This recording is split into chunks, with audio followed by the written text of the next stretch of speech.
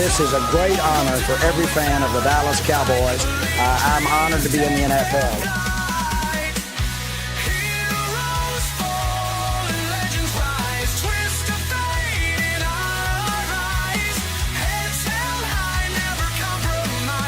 What can I say? Mamba out.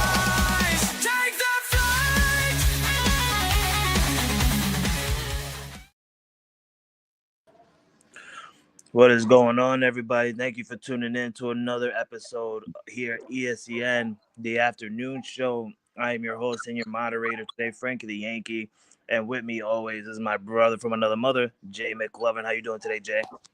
Hey, I'm doing so well. My Stars won last night, Frankie.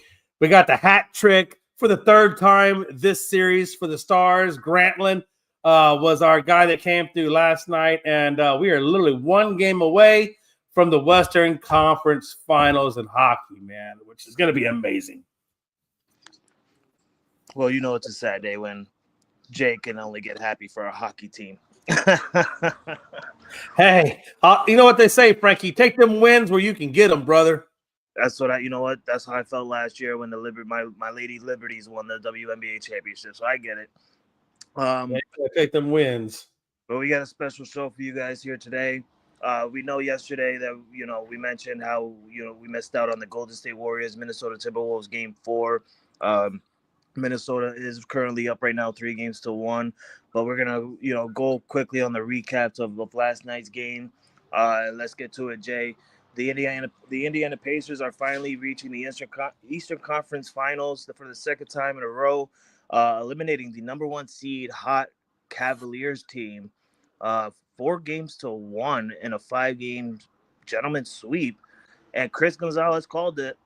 And I said, if they ended up getting 5 games out of it, he's a guru, and they did it.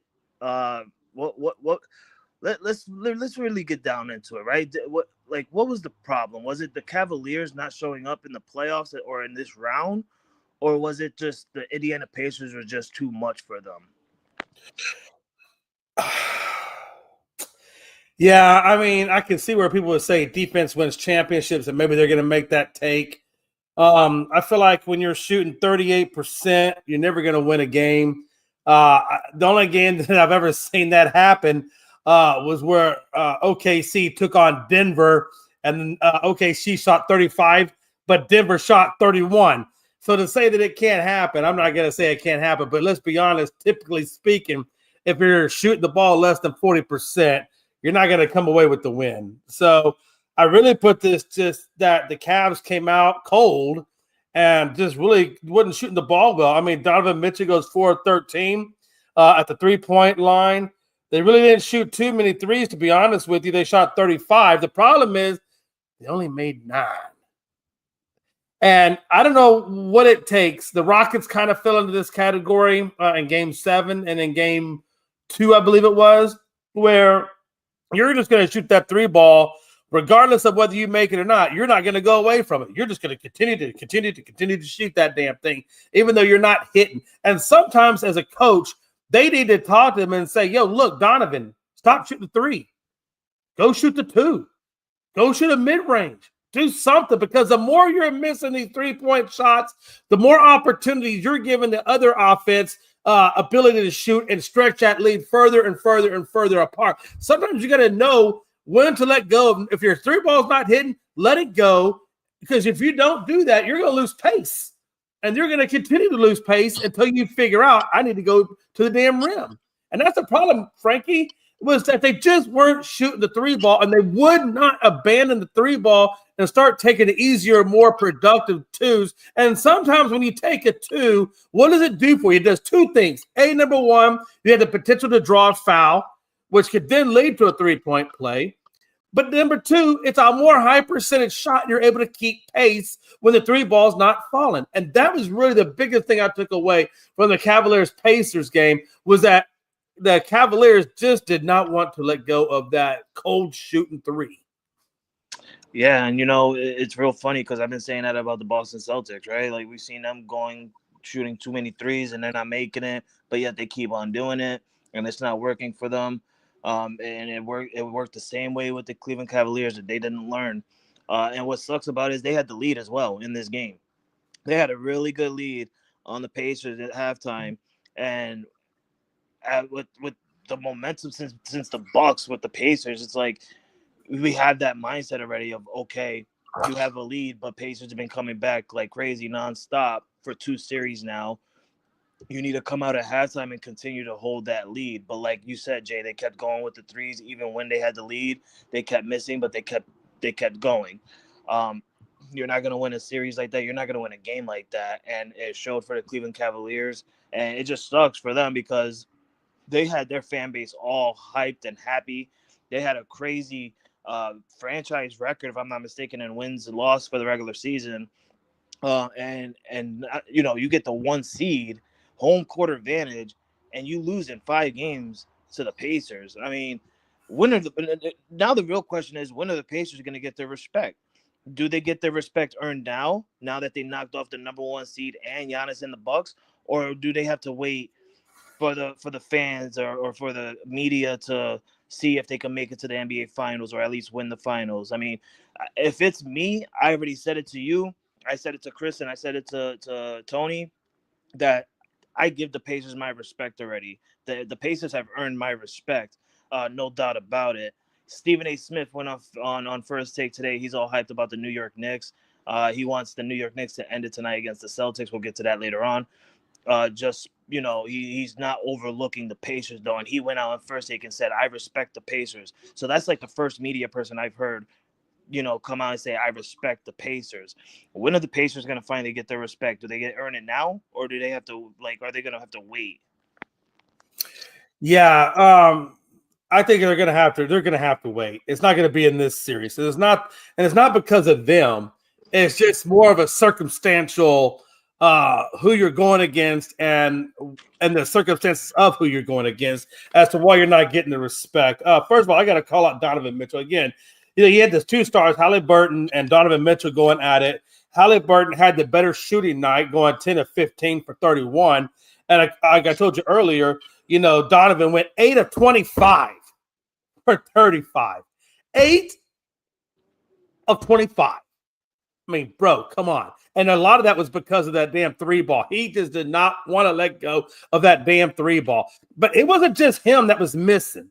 You look at Garland. Garland gave you 11 points, which, by the way, Garland is like their number 2 scorer. He typically puts up between 20 to 25 points, a night. And when you got your number 2 guy going 0 for 6 at the 3-point line and only giving you 11, to me, again, it's that was the biggest damn issue. And then you got Strus. Strus is another one of their 3-point shooters, and he gave you 0 points. 0. And so there was a bad shooting night all around for Cleveland. But let's be honest, man, this Cleveland team was never really in it. I don't think they were really in it. They had the injury issues with Garland for a little bit. They had injury issues with Hunter for a little bit. The injury issues with Mobley for a little bit. I don't think they were ever able to really capture the momentum or the rhythm of this series. And I think it's kind of like watching a wounded dog come in, licking his chops, trying to get better. And he seems like he's getting better, but he never quite ever gets the rhythm going to be better. And I felt like that's the way this series was. And I got to tell you, the Pacers came out like rabid beasts, and they took advantage of that weakness in the Cleveland Cavaliers. And that's why you got the gentleman's sweep. But because of the injuries, because of the lack of shooting that the Cleveland Cavaliers were giving them, people are going to say, well, Jay, it was just a weak series. Do you really give a team respect when they're going up against a team that is not playing as well? And they're not going to get the respect. Not now, at least. I think what's going to come, the first level of gaining respect is going to come, and I do fully expect New York. We're going to get more into that series, but I expect New York to knock out the Boston Celtics because of the Tatum injury and things like that, and being down as much as they are, going back to the New York to play. I fully expect them to get this win. I'd be shocked if they didn't get it. I do expect a New York and Pacers Eastern Conference Finals. And New York has looked pretty dominant at times going up against this Boston Celtics, and the way that they are beating them, taking the first 2 games in Boston to come back and take it 1-1 at home, only to come back and beat them again. Well, we'll be beating them again. The way in which New York is playing Boston is going to give a little bit of credibility to the series against the Pacers. Now, it's going to be the way in which the Pacers react to this series as to how they get their respect. If it goes 7 games and all games are close, I don't know, maybe they get a little bit of respect. If they come in, handle business, and really put the dog stop on New York to get to the actual NBA Finals, they will get that first level of respect. They won't get all of it, but they'll get the first level. And then, of course, they're going to go up against OKC or Minnesota, whoever is the ultimate winner of that Western Conference Finals.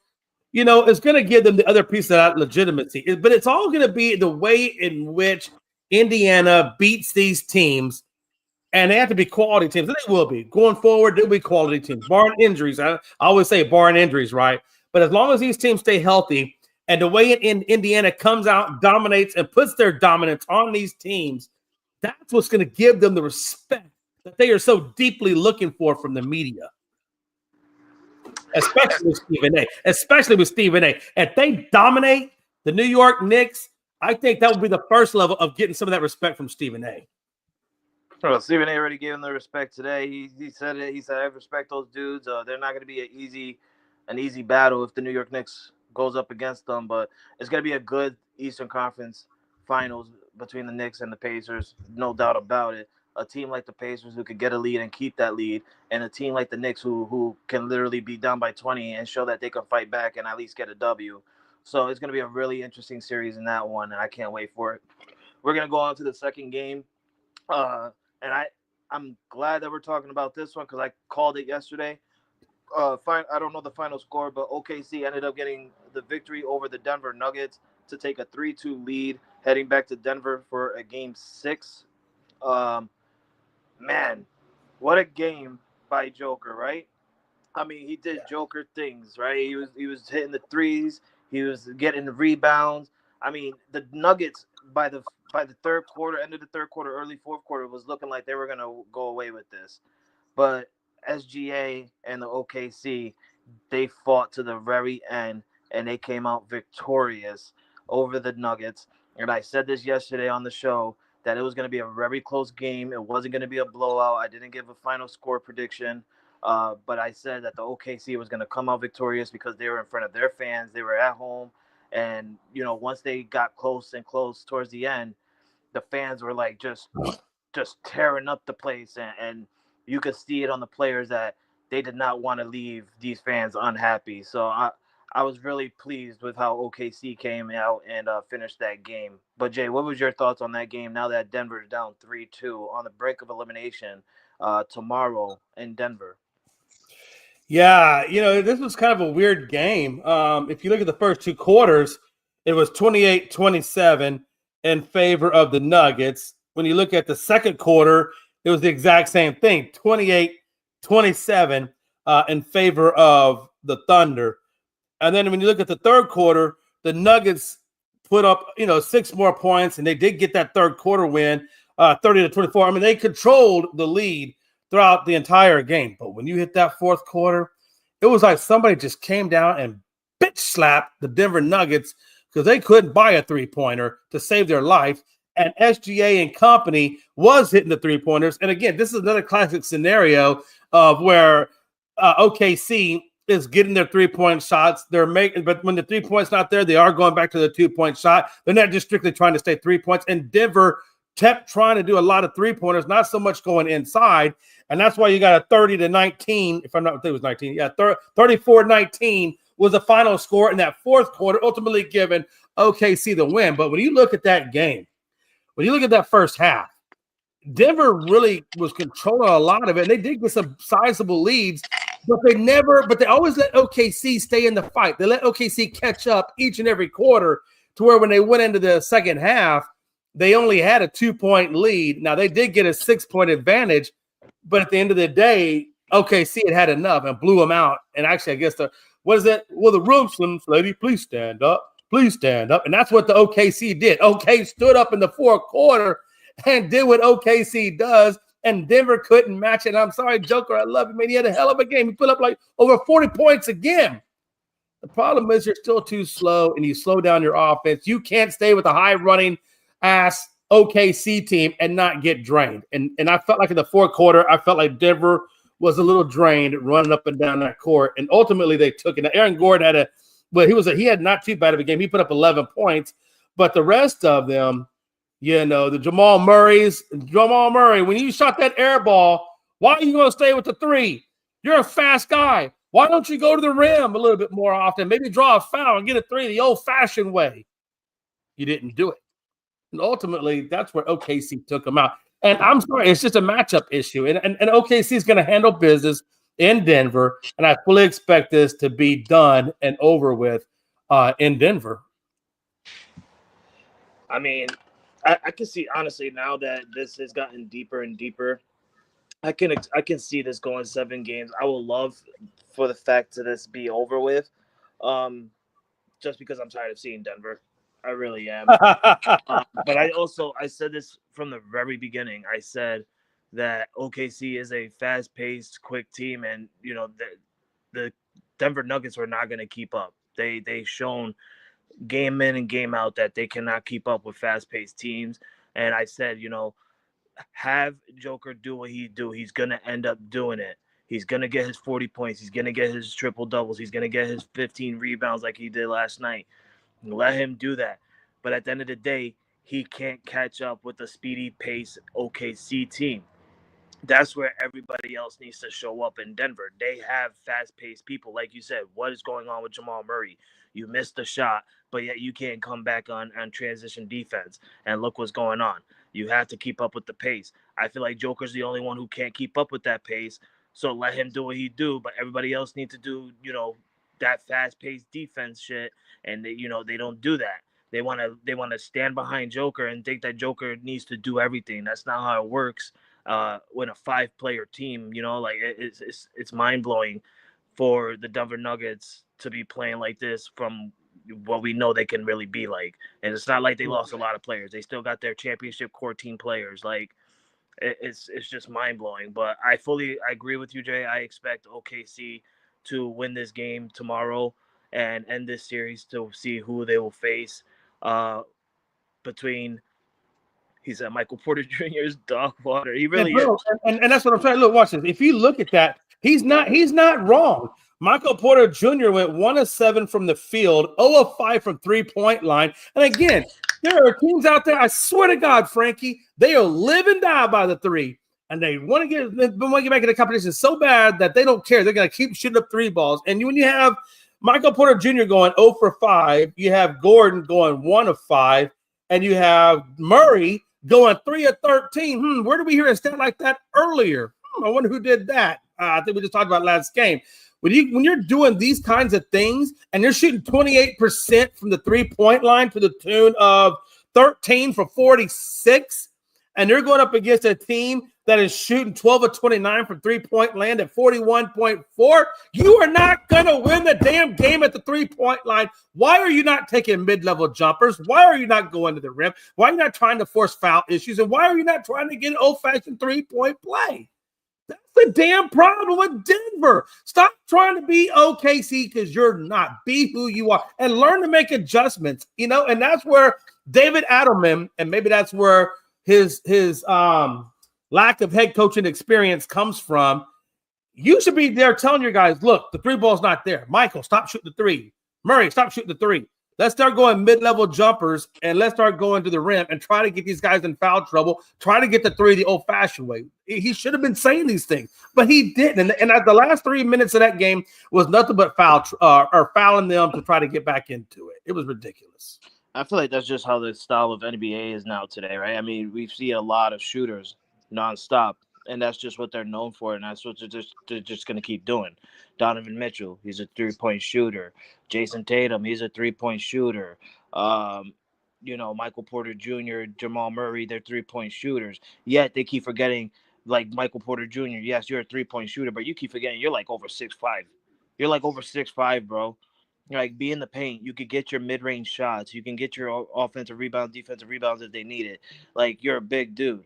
But I feel like that's just the style of play in today's NBA world, because since Steph Curry has become the king of 3-point shooting, he changed the style of basketball, and all we see now is all these players that's trying to do 3-point shootings.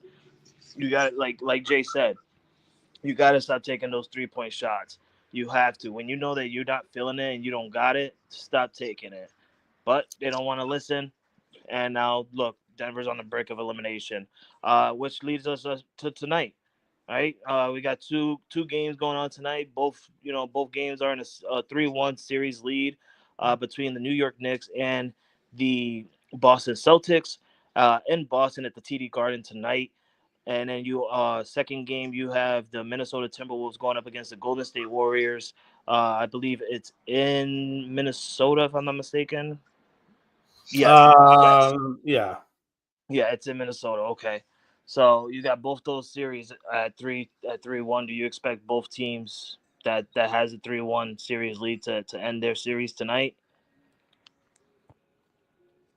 Yeah, absolutely. I want to go back real quick to Mike. He said trade Murray, Porter, and picks for Curry. Call it a day. Joker, Curry, Gordon, GM, Mike.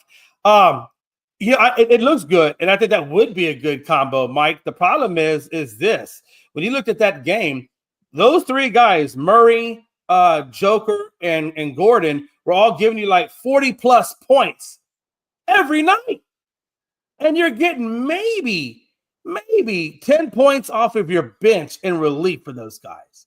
The problem is not Curry's. It would be a good addition. He would definitely give them on the 3-point shot. The problem is they don't have a damn bench. And those guys are getting freaking exhausted because they're putting 40+ minutes every night. And that really is one of the big things that killed them in this series. Going to the night's game, I know we were talking about, were you taking the first one, the Knicks and Celtics? I think the Knicks wrap it up tonight, man. Like I said to you earlier, without having a healthy Tatum, or actually not healthy Tatum, period, I don't think they have enough firepower to stick with those guys. And it is in Boston, right? So Yep. It is a home game for Boston. And Boston still does have some good players in their team. I don't want to act like they don't have good players in their team. I just don't think they have enough. And I got to be honest with you, Frankie, you know how a lot of times, the mental aspect gets to you. And when you lose your big man and Jay Tatum, you got to think that that's taking some air out of this team. And they got to feel pretty crushed.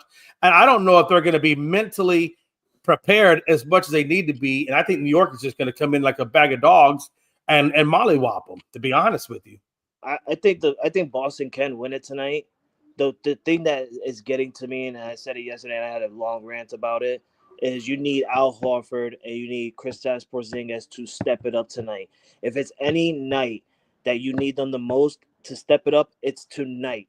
You do not want to go. You do not want to get eliminated in your own home court. You already lost game 1 and 2 at home to the New York Knicks after having 20-point deficit leads on them. And then for you to come in game 5 where it's an elimination game and just, end up getting beat by the Knicks. And now everybody, before we even talk about it, Jay, I don't want to hear any Celtic fans say, well, we lost because, Jason Tatum got hurt, blah, blah, blah. Listen, Celtic fans, y'all lost game 1, 20-point lead. Y'all lost game 2, 20-point lead. Congratulations, you win game 3. You make it an interesting series now. What Jaylen Brown say last year after they were down like 3-0 or something like that, or 2 years ago, he's like, don't let us win 1. And they kept on a win streak. Okay, you won that game 3, and we were thinking, oh, this is going to change everything. Nope. Come out game 4, and you had another 20-point lead. You lose it. You lose Jason Tatum, and now you're about to stay home. Like it's crazy, and I need these two big men to step it up, because the last game when we looked at it, Karl Anthony Towns had more rebounds than Kristaps Porzingis and Hal Horford did together. So, I mean, they need to step it up if they want to win this series or even this game. Because Yeah. if you have your two big men step up, you still got Jaylen Brown, you still got Derek White, you still got Pritchard, you still got Drew Holiday. So, like, you guys need to step it up tonight. Hal Horford and Kristaps Porzingis, step it up for Celtics because they need you. And if not, the series is over tonight, and New York is going to be facing Indiana Pacers. So I think New York wins it tonight. I'm not going to say because they don't have the manpower or the firepower. I think they do have the manpower. I think they do have the firepower. But for my take, I think it just needs to be that Al Horford and Kristaps Porzingis needs to step it up tonight. If they step it up tonight, I can see a different outcome on this one. Mike, Jalen Green invited to the freak-offs. No comment. Number two, as a matter of fact, I know Frank Cruz Jr. was at the freak-offs. So I'll ask him, was Jalen invited? And did you see him there? Before you get that answer, he also goes on to say that Cat created the freak-offs. Well, Mike, thank you for being a big supporter of us freak-offs. Acting like you wasn't there also. I think he co-created it. He said Cat created it. I think he co-created it, but that's probably another story for another day. Back real quick though, Frankie. Boston should be in a much different position right now in this series than they are. They didn't close out the games. They created it. They did well, but they did not close out games 1 and 2. They got game 3.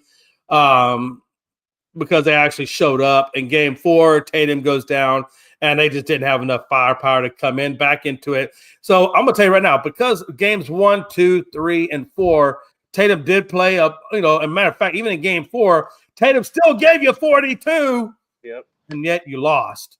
So let's just let that stay where it is. And that was another game where they were up 20 points. They've been up 20 points every single game in this series. They've been up, and they only managed to win one of them. That's what's getting to me. It's like, and I'm not even a Celtics fan, right? If this was the Lakers, if this was the Rockets, and you have a 20-point lead in every single game, and you lose 3 of them, I will be fuming right now, right? I will be fuming, and that's why I'm saying that Kristaps Porzingis and Al Horford is the main reason why those 20-point leads are getting demolished and coming out on a different outcome of a Knicks victory, because those guys are not stepping up at the paint, and it's giving Karl Anthony Towns giving the Knicks second chance opportunities on rebounds, assists, 3-point shooting. Like they need to step it up. So I get what you're saying, but listen, Celtic fans, don't come out with that excuse that, Jason Tatum got hurt game 4. Because like Jay said, he got hurt late in the fourth quarter where the game was almost over. Late in the fourth quarter, he had 40 points, and you guys had a 20-point lead. So that's all I'm saying. Minnesota Timberwolves and Golden State Warriors tonight. What do you think? Do you think the Warriors are going to end up losing this one? Because I don't think Steph Curry's playing again. No. They said Steph Curry has just now begun light exercising activity. And so, he ain't playing tonight. He'll be lucky if he even plays in game 6, and it's going to depend on how that hamstring responds. So I don't even know if you're going to see him 100. And look, even if he plays, let's be honest. Even if Steph Curry plays in game 6, do you really think a guy who just started light activity on game 5 is going to be anywhere near 100% in game 6? No. Not only will that be an issue, but they're going to probably monitor the time in which he stays even on the court. So you're not getting a full version or a full dose of Steph Curry in game 6. I'm sorry. They had a good run at it.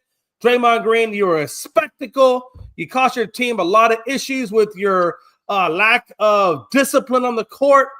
And I'm sorry, Butler, Jimmy Buckets, I know what you can do, but this just isn't your year with this team. And no, I fully expect Minnesota to handle business. I fully expect Ant-Man to do Ant-Man-like things. And I think that this team is going to go down, and they're going to have to figure out next year where they go from here, But no, I fully see Minnesota getting the win tonight, and I see them playing Minnesota OKC starting that Western Conference Finals. I like Anthony Edwards. I really do. What I hate about Anthony Edwards is he ends up in the first half with like 8 points, right? He always, every single game I see him, he ends up with like 8 to 10 points in the first half. And then the second half come around, the dude ends up with like 30 points, or 25 points or something like that. And it's like, bro, we know what you can do. Stop trying to make these fans, because you looking at the stats and you got the Warrior fans and they're like, oh wow, yo, we're holding Anthony Edwards to 8 points. They ain't gonna win this game. They ain't gonna do shit. But then you come out in the second half and you're like, what the hell happened? We stopped him. We had him at 8 points. How you let him get 25, 30 points in the second half on you guys? Blah, blah, blah. That's what Anthony Edwards do. That's what he do. But I think we're gonna see a totally different version of Anthony Edwards tonight. I think we're gonna see a first half double digit, close to 20, maybe 25 first half points for Anthony Edwards. I think he finishes with over 40 points. I really do. I think he's just going to go off so that way he can just eliminate the Golden State Warriors, get a good rest, because they know that they're going to end up facing either OKC or Denver. I'm not going to knock Denver off yet because they still have to play Game 6 in Denver. We know how they play at home in Mile High. The altitude is different there and everything like that. So I'm not going to knock them off just yet. But if they win tonight, you can best to believe that they are going to. I just read that comment. I know you You can best to believe that they're gonna try and knock that game out tonight, so that way Anthony Edwards and the Minnesota Timberwolves can get a really long rest, hoping that Denver wins Game 6, so there could be a Game 7. Let me come in here just for a second. I'm going to talk about a couple of things that Mike just brought up. He asked, and obviously I want to know your opinion too, Frankie. Is he asked who won the trade, Knicks or Wolves? I got to be honest, I think Karl-Anthony Towns' addition to the Knicks and what they've done over there has paid dividends, and that's why the Knicks are where the Knicks are. So I think they definitely got a good, solid part of that trade. When you look at the Wolves, and like he goes on to say, Julius Randle is great for real. Yeah, Julius Randle has been almost been like he's been reborn with Minnesota. What DiVincenzo is given to them on the 3-point side of life has been phenomenal. So I think when you look at DiVincenzo and Randle, what they mean to this Minnesota success is just as important as what Karl-Anthony Towns is doing over there with Brunson, Hart, and company. So I think, honestly, I think they both won. I don't think either one of these guys lost. And matter of fact, I said they won because they have both been able to maximize the potential of what they got in those trades to the point where that's why they are where they currently are. It's because of that trade and how it's worked out for both teams. Frankie, what's your thoughts on that? I'll be real with you, Jay, and I'll be real with you, Mike, because I know you're watching. I think Minnesota won this trade. Honestly, in the beginning, I thought the Knicks were going to win this trade. I really did, and I said it. I was like, wow, the Knicks went crazy. But after seeing what Julius Randle has done this season and in the playoffs, my brother's last name is not even Cruz. He wishes. Man, hey, but you and him are some very y'all could be like bouncers or something in a nightclub. I would totally run from y'all. No, but I think that the Minnesota Timberwolves won this trade, and for one reason is because of Julius Randle. He turned his season around. We've seen what happened with him towards the end with the Knicks. Like, he had a good season, and then he ended up getting hurt, which is what happened with the Knicks not making it far in the playoffs last year. But it's definitely got to be the Minnesota Timberwolves, because they get a 3-point shooter in DiVincenzo, good defender, and then you got Julius Randle, who's literally showing out this year in the playoffs, like literally going crazy. Because I've since the Lakers series against the Minnesota Timberwolves, I've said this was the Julius Randle I was expecting to have when we drafted him back in when his rookie year, and we didn't get that. And then what happened? We end up getting LeBron James, and LeBron James clears house, and he's just like sending people home, trades left and right. Like, Julius Randle go there, Josh Hart go there. So like everybody started going, and now look at them. They're all playing well, right? Like they didn't get the chance that they deserved, but now they're showing out and they're playing the way they were supposed to play. So I think at the beginning the New York Knicks won it because they got Karl-Anthony Towns, and I'm not gonna turn down what he does. I've seen what he's done with Minnesota. I know what he was gonna do with the New York Knicks. But the New York Knicks had to also give up a lot for Brooklyn to get Bridges, right? They had to give up a lot to add in another piece because they ended up losing DiVincenzo. So I think at the end of this it's really Minnesota.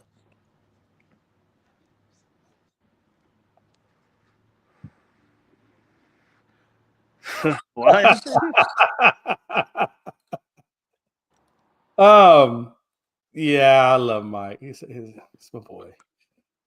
Yeah, again, I think this is going to make, honestly, the way this is shaping up, it's really making for really good conference finals. And I do think for the first time in a good minute that when we do get to actual NBA finals, it's not going to be watered down left or right. It's going to be, I think, two competitive teams going at it. I like the matchup styles of Minnesota most likely coming out of this, and OKC most likely coming out of theirs. When these two guys go at it, they're going to have a very similar run and gun style of offense. I think it's going to be phenomenal to watch. I also think that the Pacers and the Knicks, and the way that the Pacers like to run up and down the floor and keep a high tempo, it's going to be interesting to see how Brunson and company curtails that and how they come at that on their own side of it. And then ultimately, I think it's going to be a hell of a finals that we're going to see. I'm actually liking the way that these things are matching up, Frankie. Yeah, I said it since the beginning. I like the way this playoff matchup looked, except for when it was the 1 seed versus the 8 seed, obviously. But I liked how this playoff bracket was looking with the teams that each team had to face each other and stuff. So yeah, we'll get tomorrow. We'll get to let you guys know what's the Eastern Conference Finals and what's the Western Conference Finals going to look like. And we are excited, and we can't wait to have Tony and Gonzo back, because I know they're excited for their Pacers to be back in it, and hoping that they can get the respect that their team deserves. But real quick, Jay, let's quickly get into NFL. Hey, before I do that, let me just take care of Mike Hughes. No, I don't think the Rockets would look to trade for Zion's big body this offseason. I think if they did that, I personally would go find that GM and walk into his office unannounced, past his secretary, saying, "Hell nah, we ain't making this trade, killer. We might want to resend that." And yeah, so that's how that would go. So no, we do not need Zion with the Rockets. NFL. Yeah, so the 2025 NFL Week 1 schedule has been leaked and released. So now we know what Week 1 is going to look like. It's going to start the season off Thursday night, September 4th on NBC at 8:20 with the defending champion Philadelphia Eagles going up against your boys, the Dallas Cowboys. And then on Friday, it's going to be the Kansas City Chiefs up against the Los Angeles Chargers. And then our first football Sunday, Week 1, you got all the matchups. You got the Browns at the Jets, the Saints, Titans, Broncos, Texans, Buccaneers at the Panthers, Dolphins at the Steelers, 49ers, Colts, Vikings, Lions, Falcons, Patriots, Giants, Raiders, Jags, Cardinals, the Bears against the Commanders. You got the Seahawks, the Rams, and you got the Bengals and the Bills for the first Sunday night game of the season. And then for the first Monday night game, you got Lamar Jackson and the Baltimore Ravens going up against Jordan Love and the Green Bay Packers. It's going to be a really interesting Week 1. I'm really excited for the Patriots to go up against the Falcons. I think that's going to be I think we're going to just annihilate the Falcons, because we know how trash the Falcons can be no matter what. But how do you feel about the Dallas Cowboys starting off the season against the defending champion Philadelphia Eagles after having a successful draft? As I should say to you, you know how much I love to trash talk your Dallas Cowboys, but you guys did have a successful draft, and you did get this guy from George Pickens from the Pittsburgh Steelers. How do you feel confident going into Week 1 now? Better. You got to feel better this year going into Week 1 than going last year. Oh yeah. Well, look, anytime you lose your starter and your backups are garbage, it doesn't leave you with a good feeling playing the rest of the season. So yeah, last year, it is what it is for the Cowboys. I'm actually surprised that they even got 7 wins, given the fact that we didn't have our number one guy and our backups were just horrendous, which we got Milton. I'm taking Frankie's word on Milton. I have not done the deep enough dive on Milton to know, but I'm going to take Frankie's word that he says Milton is a good backup quarterback. And so I am feeling better, because I do kind of trust Frankie in that regard, since he was a Patriots backup quarterback. So I know Frankie has a lot of knowledge on Milton.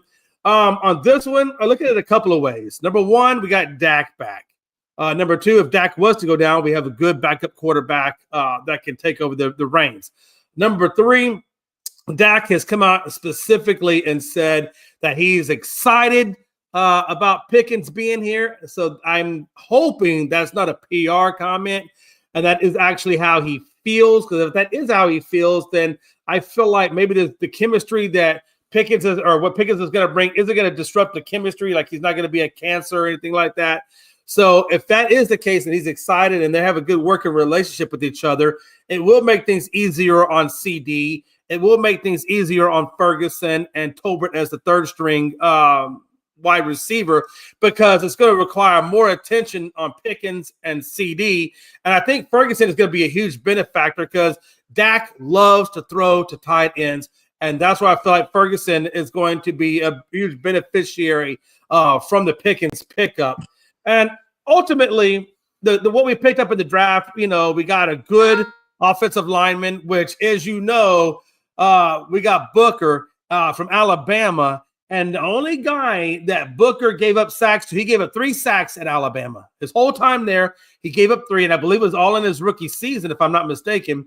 And those sacks were given up to no other than Jalen Carter. And as you know, Jalen Carter is now a New York Giant. So Dak will have to see Jalen Carter. Booker is going to have to defend against Jalen Carter. So that matchup, I think this season I'll be looking to watch to see how Booker does respond to Carter. And we'll see how much of an upgrade he does bring to that offensive line. On the other side of it, we picked up that defensive end. I can't say his last name. But anyway, we picked up the one we picked up in the second round. They say supposedly he is supposed to have some Parson qualities in him. So if we can get a guy that has, a Parson-esque type of qualities on the other side of the defensive line, well, that could pay big dividends on our pass rush. We should be getting back Bland, Dayron Bland, and we should be getting back, I think, Trey Diggs to help out that secondary from last season. I think Overshawn may even be coming back to the linebacking core. So ultimately, we get Jaden Blue in the backfield. We have a very crowded backfield. I expect Deuce Vaughn to get let go at some point, and I think we're going to ride probably with Miles Sanders, Darren Williams, and Jaden Blue. I think that's going to be our backups, or I'll be our running backs going into this season. So, and I really like what Blue did with University of Texas over there as well, running the ball. So ultimately, I'm not going to take anything away from the defending champions. I mean, they're the champions for a reason. They did lose a few key points on that secondary and that defensive line in Sweat and Darius Slay and company. So I am going to be curious to see how they do defensively. I know they'll do well, but I'm curious. I'm curious to see that. Obviously, they'll be hanging the banner, so we're going to have to be there when they do the banner celebration. So that's going to suck. But at the end of the day, I don't know how we're going to go against the Eagles. I don't know what to expect against this Eagles team. I think at the very least, Frankie, at the very least, it's going to be competitive. I do think it's going to be a competitive game, and I do think there is a chance for us to win, but a lot of things are going to have to go right. I don't know what Brian Schottenheimer, because this is his first year as a head coach, I don't know what he's going to bring to the table. That's another question mark. So there's a lot of question marks for me to get 100% confident in this Dallas Cowboys team. And first, what they can do against the Eagles. It's very. I'm 50-50 on it, honestly. You have grown up. You have grown up so quick in a short amount of time. 2 years ago, ladies and gentlemen, my good friend Jay McLovin, he would come out and he would say, "We're gonna smoke these guys. Are you kidding me? We're gonna ruin their banner night. Yeah, you get your championship rings and you bring it to the game, and we're going to make that rusty on your finger. We're going to show why your owners got you some 25-cent rings, fake diamonds on your finger. We're going to make your finger turn green. We're going to burn that banner down when you guys are raising it up, because we're the Dallas Cowboys. We had a good draft. We got CD. We got Dak back. We got someone to protect his blind side. We got George Pickens. And who do you got, Philly? No one, because you lost defensive players left and right, linemen, outside guys, corners. You lost everyone. I was expecting that out of you. I get it. I get it. It's week 1. You got a new head coach. You got some new players, But, Jay, it's football, baby. It's Jay McLovin versus Jamie, the Philly sports guy, Pags. Like, you're going to Philly to just ruin the banner night of Philly. And now, you know what? I will do it for you, Jay. Because we're one of the teams that went out there and took a member of the Philadelphia Eagles defensive lineman, and we paid him a hell of a good money, and people were like, that was crazy. But you know what? I don't care. It was worth it. It makes me happy as a Patriot fan. Give the man the money. He won a Super Bowl. Give it to me. I don't care. Guess what? We just helped you guys on making the Eagles a little bit more less than what they were last year, right? So I'll say it for you, Jay. I cannot wait for the Dallas Cowboys to travel from Arlington, Texas, all the way to Philadelphia, Pennsylvania, where they're going to enter that stupid stadium. They're going to look at that stupid banner, and you know what they're going to do? They're going to go onto that field, and Dak Prescott is going to have a good night. I'm not going to say he's going to have a great night because, Dak Prescott. I'm not going to go too far on that. All right. I won't do that, but I'll respect your team, and I'll go out and say that the Cowboys are going to come out and just dominate these defending fake chumps of the Philadelphia Eagles, because guess what, Eagles? You have no one on defense now. Oh, you got your second mentality players coming on up because they learned from them last year, blah, blah, blah. I don't give a damn. They not gonna get to Dak Prescott. You know why? Because Dak Prescott got a line now, baby. He's got a line. He's got the blind protection to guide him through safety. He got some weapons that are young in George Pickens and CeeDee Lamb. They got a defense that's always really healthy with Micah Parsons and everybody on the DBs. Listen, ladies and gentlemen, week 1, the Dallas Cowboys are going to go undefeated, and they're going to be the first team to beat the Philadelphia Eagles this year. I'll say it for you, Jay. I'll say it for you. And week 1, the Eagles go down while the Cowboys rise the stars, okay? It's going to be 1-0 Cowboys, 1-0 Patriots. We're going undefeated to start this season, Jay. We're going to do it. This is a new Patriots. This is a new Cowboys. And guess what? And guess what, baby? It's just the start of something new. Let's go. One thing, before we move on to the next one, the one thing I did find in this draft to be interesting by the Eagles is they lost, 2 or 3 players in that secondary, and they lost Sweat on the defensive line. And they didn't pick up a defensive lineman. They didn't pick up secondary. What they did draft was 2 linebackers. And I'm like, okay, you drafted some linebackers, but what did you address in your secondary? What did you address on that defensive line? And those are the question marks that I have about Philadelphia, honestly. I don't have question marks for them. You know what I got?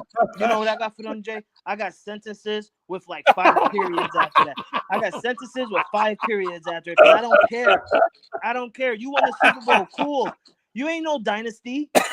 You're not no dynasty. A dynasty keeps their players no matter what. That's what a dynasty is. No, Frankie. Like Joe put in the chat just a second ago, we got the Chiefs on Thanksgiving.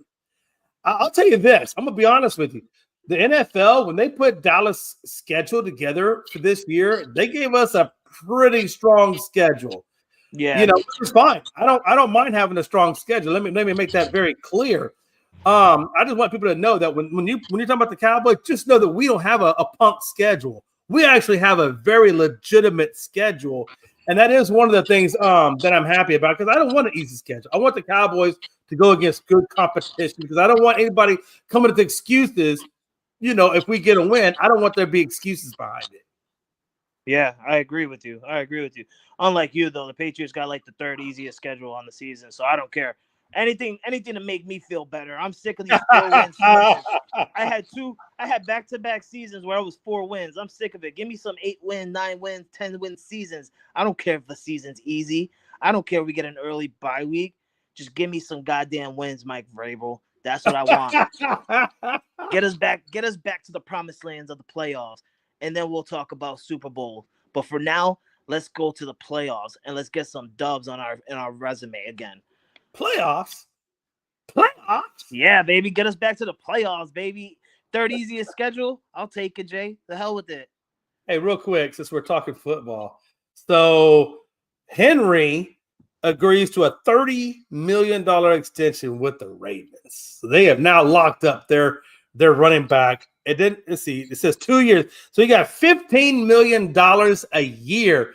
And if you remember when we had that one time, we put the salaries per position for each player.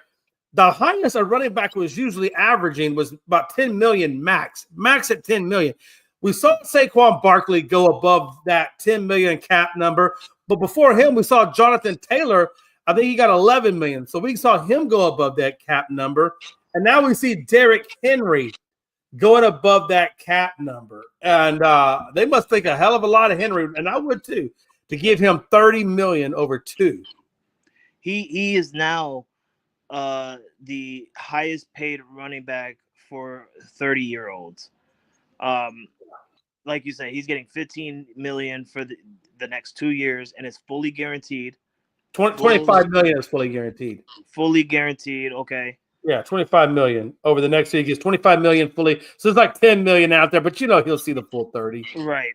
Okay. So listen, at the end of the day, you're making history as a 30-year-old being the highest paid running back. Still not more than Saquon Barkley. He's still the highest paid running back in the NFL. But for a 30-year-old, you're getting paid really good at that position. So congratulations to Derrick Henry. Well, he definitely deserved it. He should have got this like a long time ago with the Titans when he was like just breaking records left and right. So I think it's well deserved for Derrick Henry. But the real question is now, what can they do on that field? Because Baltimore has some question marks as well. They don't have Justin Tucker anymore. We all know the allegations going on with Justin Tucker and him not being with the Baltimore Ravens anymore. And he is literally to me, he's the best kicker in the NFL right now. Your boy's coming up because I seen what your boy Bailey did last year. Bailey's got a good leg on him. But Justin Tucker is just like, he's that beast dude that could hit a 65, 66, 67-yard field goal and win you games. So we got to see what Baltimore is going to do going into this season. I do want to make sure people understand. Also, Ravens defensive back Washington tears his Achilles, so that's not good for those guys on that defensive side of the ball. Yep, and that's where it goes to me and say, like, they got some question marks on that team as well. And what sucks is, like, you're not even in training camp right now. Like, I mean, you're at training camp, but it's like not even like you're not doing nothing. And then you tore your Achilles, like, that's crazy. That's crazy. Can't even get paid the first week. Wow, and they were expecting, according to this report, they were actually expecting Ardarius Washington to play a significant role at that defensive back spot. So that's why they drafted Malachi Starks at safety to pair up with him. So that could be, that's obviously a significant blow for them. So I don't know if they're going to be looking at free agency to see what they can fill, or if they're going to try to just fill it with what they have currently. But that is a good-sized blow to that defensive side of the ball for the Ravens, which, the Ravens have always kind of been known for their defense. I mean, call me crazy, right? Really, really. Like, take a second and call me crazy if I say this. If I'm the Ravens and your guy goes down with an Achilles injury and he's already out, why not go get Stephon Gilmore? Yeah. I can see that for sure. I mean, yeah, he's high in age, but the man still can produce at a very high level at his position. If I'm Baltimore at this very moment, you might as well go get Stephon Gilmore. You can get him at a 1-year deal, very cheap, because he's not going to try and he knows that he's not going to get any type of big money contract. He's in that veteran range right now. You might as well go and get Stephon Gilmore to take over that role for a year. Hey, Joe, don't let Frankie fool you. That dude will cut Dallas's throat in a heartbeat. Don't let him think he's on your side. He ain't on your side. Yeah, Jay's 100% right. I'm just trying to tell you, man. Don't let these nice compliments coming from Frankie get y'all excited, because he'll cut you at the same time. So just Yeah, let Jay's that one go. Jay's 100% right. If you guys lose against the Eagles in Week 1, I'm coming back on that. After that, we're coming back on that. It's a Thursday game, so we'll have a Friday show. We'll have a Hey, Friday there's a show. reason. Hey, Frankie, there's a reason why I grew up. I got tired of eating humble pie. Okay, there was so much humble pie a man can eat before he says enough is enough. Hey, really quick. I know we only got like 5 minutes kind of left in this show, but I wanted to kind of touch real briefly on this hockey. I said at the beginning of the show, I want to say it again. I felt Dallas is doing a really good job against Winnipeg. We only got to get one more win against Winnipeg, and then we'll be in the finals. And obviously, we go to Winnipeg on Thursday. Tomorrow we play them again, but it'll actually be in Winnipeg. And I feel like we got enough in us that we can close that series out in Winnipeg on Thursday. If not, we'll see what happens from there. And then you got Edmonton going against the Golden Knights, which is Gonzo's team or Tony's team.